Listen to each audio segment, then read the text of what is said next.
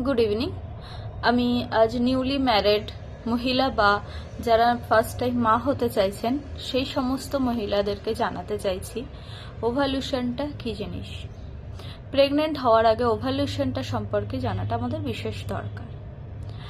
সেক্ষেত্রে আমি বলবো, পিরিয়ডস আমাদের যেটা হয় সেটা নর্মাল একটা সাইকেলে হয়, যেটাকে আমরা 28 দিনের সাইকেল হিসেবে ধরি, সেটা আমাদের নর্মাল পিরিয়ডস। এই 28 দিনের সাইকেলের মধ্যে 12 থেকে 16 দিন, এই যে 12 থেকে 16 দিনের যে 4 দিনের সময়টা থাকে, এটা বেস্ট টাইম হিসেবে ধরা হয়। এই 12 থেকে 16 দিনের বেস্ট টাইমে 4 দিনের মধ্যে আপনি যদি আপনার পার্টনারের সাথে রিলেশনে থাকেন, রিলেশন বানান, সেক্ষেত্রে আপনার ওভালিউশনটা হওয়ার চান্সেস বেশি থাকে। ওভালিউশনটা হচ্ছে আমাদের শরীর থেকে যে এগ রিলিজ হয় সেটাকে ওভালিউশন বলছে।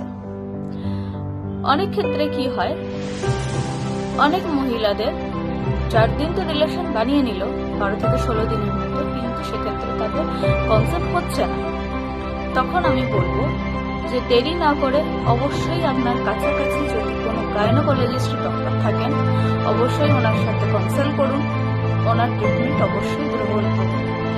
এটা আমার শুধুমাত্র একটা এডুকেশন, একটা জানকারি দেওয়ার জন্য এই ভিডিওটা বানানো হয়েছে। আপনি অবশ্যই ডক্টরের পরামর্শ নিয়ে চলবেন। নমস্কার, ভালো থাকবেন, ব্যস্ত থাকবেন।